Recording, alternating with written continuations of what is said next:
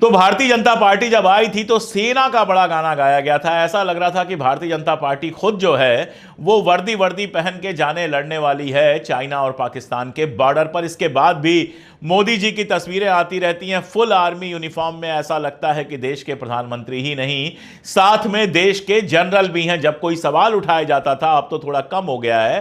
पहले अगर आप कोई सवाल उठाइए तो कहा यह जाता था कि हमारे सैनिक चाइना से लड़ रहे हैं, फ्रंट पर खड़े हैं, बर्फ में फ्रंट पर खड़े हैं, लेकिन आप लोग छोटी छोटी पेट्रोल डीजल की कीमत बढ़ने की बात कर रहे हैं। अगर कोई पूछ ले कि भाई आज के टाइम में पेट्रोल की कीमत इतनी ज्यादा है जबकि इंटरनेशनल मार्केट में क्रूड ऑयल बिल्कुल कम हो चुका है, और आप यूपीए के समय में, कांग्रेस के समय में तेल की कीमत की बात करते थे जो कम था, बावजूद इसके कि इंटरनेशनल मार्केट में क्रूड ऑयल की प्राइस ज्यादा थी, तो आपको आर्मी की याद दिला दी जाती है। ऐसा लगता है कि हर आईटी सेल का ट्रॉल जो है वो आर्मी की तरफ बंदूक लेकर खड़ा हुआ है। हमारे सिनेमा के लोग भी कई बार जाकर आर्मी का ड्रेस वेस पहनकर अपनी शूटिंग कराते हैं। आर्मी हमारे यहां एक बहुत पवित्र संस्था की तरह सामने आती है और उसको लेकर हर आदमी अपनी अपनी पॉलिटिक्स करता है, लेकिन आर्मी की जो प्रॉब्लम्स हैं उनको लेकर बात करने में सबके मुंह पर दही जम जाती है और आंखों में बर्फ जम जाती है।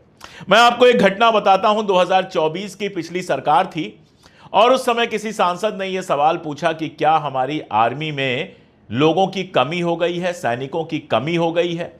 आपको यह पता ही है, अग्निवीर स्कीम वगैरह लाया गया, वो सब तो आपको पता ही है। तो हमारे आदरणीय रक्षा मंत्री राजनाथ सिंह जी ने कहा था कि यह बहुत सेंसिटिव मामला है, इस मामले पर सरकार जवाब नहीं दे सकती, सरकार जवाब नहीं देगी, क्योंकि इससे हमारे रक्षा का जो पूरा मामला है वो खतरे में पड़ सकता है। हम लोगों को भी लगा कि चलो ठीक है, विदेश को क्यों मालूम होना चाहिए, किसी भी विदेशी मुल्क को क्यों यह मालूम होना चाहिए कि हमारी सेना में सैनिकों की कमी हुई है या नहीं हुई है। लेकिन अभी एक के बाद एक जो रिपोर्टें आई हैं वो दिमाग खोल देने वाली हैं। जी हां, एक तरफ हमारे यहां लगातार बेरोजगारी बढ़ रही है और दूसरी तरफ आर्मी में 16% से ज्यादा लोगों की कमी हो गई है। यह केवल ऑफिसर्स की बात कर रहा हूं।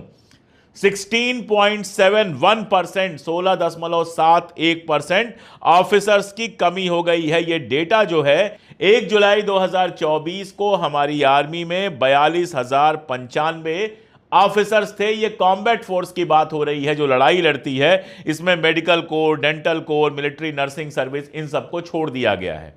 तो हमारे पास 42,095 ऑफिसर्स हैं, जबकि अफसर होने चाहिए थे हमारे पास 50,538, यानी 50,538 पोस्ट हैं हमारे यहां आर्मी ऑफिसर्स की, जिसमें से तकरीबन आप देख सकते हैं कि 8,000 के आसपास पोस्ट हमारी खाली है, जो 16.71% बनती है। बहुत सीधी सी बात है कि सरकार भर्तियां नहीं कर रही है। टेंशन बना हुआ है। चाइना बॉर्डर पे हमारे सैनिक लगे हुए हैं, पाकिस्तान बॉर्डर पे हमारे सैनिक लगे हुए हैं। चाइना के इनकर्जन की लगातार खबरें आती हैं कि कैसे वो हमारे क्षेत्र में लगातार बढ़ने की कोशिश कर रहा है। और हम जवानों की बात तो अभी करेंगे, उसके पहले देख लीजिए कि ऑफिसर्स भी भर्ती नहीं कर रहे हैं।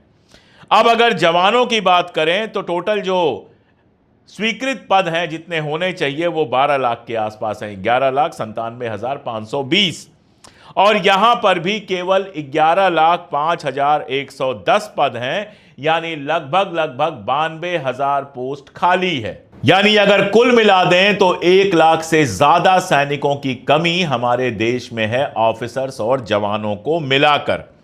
और यह जानकारी कोई हवा में नहीं आई है। ऐसा नहीं कि बाहर की किसी संस्था ने दिया है कि आप कहेंगे विदेशी साजिश है, इस पर भरोसा मत करिए, फला है, ढिमका है, कांग्रेस का है, इनका है, उनका है, ये सब नहीं है।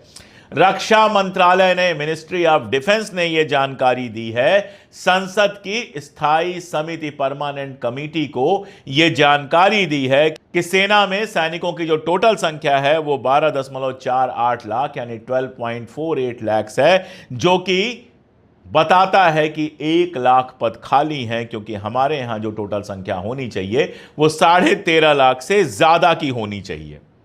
अब कहा यह जा रहा है कि कोविड में 2 साल तक भर्ती बंद हुई, हर साल 60,000 की भर्ती होती है, तो 1.20 लाख सैनिकों की कमी हो गई। लेकिन उसके बाद क्या हुआ? हर साल 60,000 लोग रिटायर तो हो रहे हैं, लेकिन भर्ती केवल 40,000 की हो रही है। 20,000 पोस्ट पे कोई भर्ती नहीं हो रही है। और यह भर्ती भी क्या हो रही है? अग्निवीर की भर्ती हो रही है। अग्निवीर भर्ती किए जा रहे हैं, परमानेंट सैनिक भर्ती नहीं किए जा रहे हैं।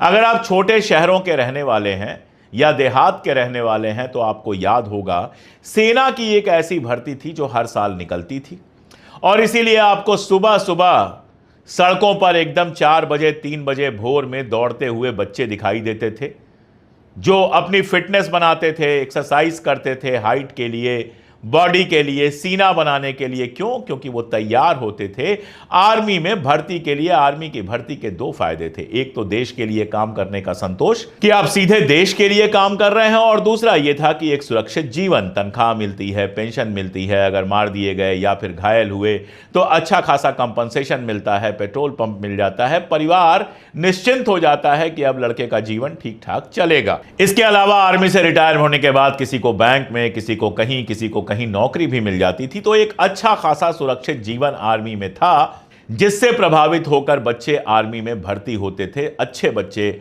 मजबूत बच्चे जो थे वो आर्मी में भर्ती होते थे। हरियाणा, पंजाब, यूपी के तो गांव के गांव आपको ऐसे मिल जाएंगे कि पूरा गांव आर्मी में काम करता है, कोई ऐसा घर नहीं मिलेगा जिसमें लोग आर्मी में नहीं होंगे। लेकिन सरकार ने क्या किया? सरकार ले आई अग्निवीर की स्कीम, यानी परमानेंट नौकरी खत्म, 3 या 4 साल के लिए आपकी भर्ती होगी।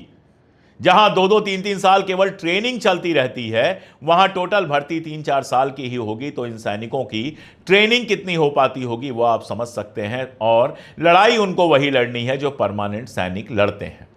इससे हुआ यह है कि बहुत सारे नौजवान जो पहले सेना में भर्ती होना चाहते थे, अब वो सेना में भर्ती नहीं होना चाहते हैं, क्योंकि ना तो परमानेंट जॉब है, ना देश के लिए काम करने के बाद अगर मारे गए तो शहीद होने की इज्जत है, और ना ही रिटायर होने के बाद कोई पेंशन है। आप 20-21 साल की उम्र में भर्ती होंगे, 24-25 साल की उम्र में फिर बेरोजगार होकर मार्केट में आ जाएंगे, फिर आपको मार्केट में काम तलाशना होगा।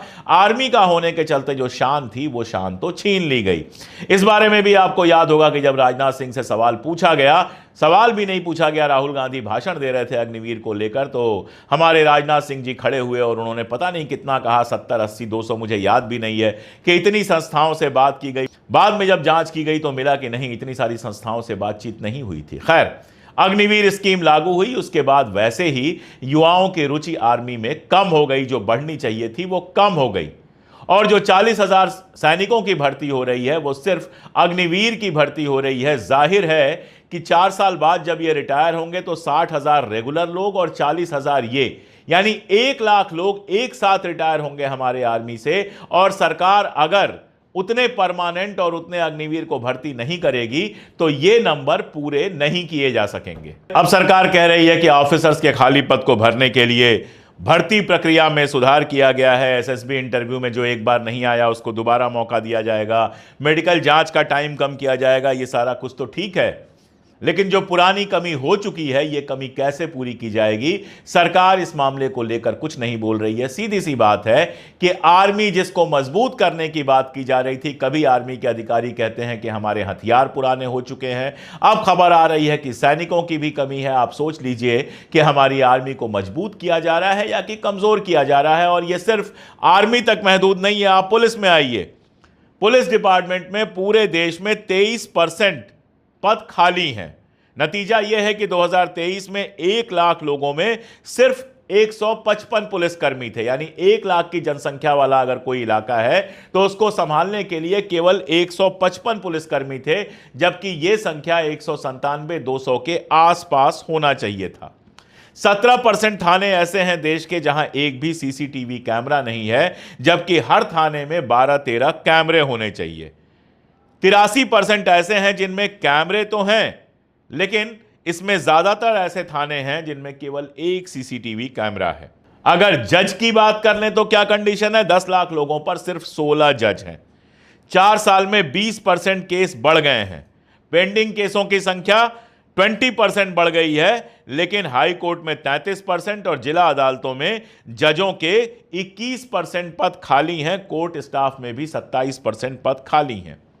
और इसका नतीजा क्या है कि जनवरी 2025 में अगर हाई कोर्ट और जिला अदालतों की बात करें तो 5 करोड़ केस जो हैं वो पेंडिंग पड़े हुए हैं। इनमें 12% केस ऐसे हैं जो 10 साल से भी ज्यादा वक्त से पेंडिंग हैं। 82,000 केस तो केवल सुप्रीम कोर्ट में पेंडिंग है। तो न्याय व्यवस्था में लोगों की कमी है, इसलिए केस पेंडिंग है। पुलिस थानों की कंडीशन यह है कि सीसीटीवी है नहीं, है तो केवल एक है। सिपाहियों की और अफसरों की कमी है। आर्मी की हालत यह है कि वहां पर भी सैनिकों की भी कमी है और अफसरों की भी कमी है। तो देश की सुरक्षा को लेकर सरकार बड़ी बड़ी बातें करती हैं, लेकिन तीन जो इंपॉर्टेंट हमारे संस्थान हैं, आर्मी, पुलिस और जुडिशरी, तीनों में पोस्ट खाली पड़ी हुई हैं, भर्ती नहीं हो रही। आप सोचिए, एक तरफ बेरोजगारी बढ़ रही है, एक तरफ भर्ती नहीं हो रही। अगर ये सारी भर्तियां हो जाएं तो 4-5 लाख लोगों को तो तुरंत नौकरी मिल जाए, उतनी तो बेरोजगारी कम होगी। लेकिन भर्तियां हो नहीं रही हैं, क्यों? सरकार के पास पैसा नहीं है, लेकिन वो पैसा अडानी अंबानी का लोन माफ करने में लग रहा है, वो पैसा मोदी जी का रोज प्रचार करने में लग रहा है। रेलवे स्टेशन पर उनका कभी कुछ बन जाता है, कभी कहीं बन जाता है, अखबार में पूरे पूरे पन्ने के उनके प्रचार आते हैं। इन सब चीजों के लिए पैसा है, विदेश यात्राओं के लिए पैसा है। आप जानकर आश्चर्य करेंगे कि चीन जैसे देश का जो राष्ट्रपति है, जब उसको कहीं जाना होता है तो जो कमर्शियल फ्लाइट नॉर्मल चाइना की है, एयर चाइना की, उससे जाता है और उसके लौटने के बाद कमर्शियल फ्लाइट फिर अपना काम करने लगती है। यहां हमारे यहां हजारों करोड़ का नया जहाज खरीदा गया, गाड़ियों की और बंगलों की और बाकी सबकी तो बात ही छोड़ दीजिए। इन सब के लिए पैसा है, मन की बात करने के लिए पैसा है, लेकिन सेना, पुलिस और जुडिशरी में लोगों को भरने के लिए, पोस्ट भरने के लिए, जितनी पोस्ट है उतनी पोस्ट भरने के लिए भी अगर सरकार के पास पैसा है नहीं, तो आप बताइए सरकार सुरक्षा और कानून को लेकर कितनी गंभीर है। जो भी आपके दिमाग में बात आए कमेंट बॉक्स में जरूर बताइए। जुड़े रहिए हमारे साथ, बहुत जरूरी विषयों पर हम वीडियो बनाते हैं। इनको दोस्तों के पास पहुंचाइए, रिश्तेदारों के पास पहुंचाइए, और अगर हमारी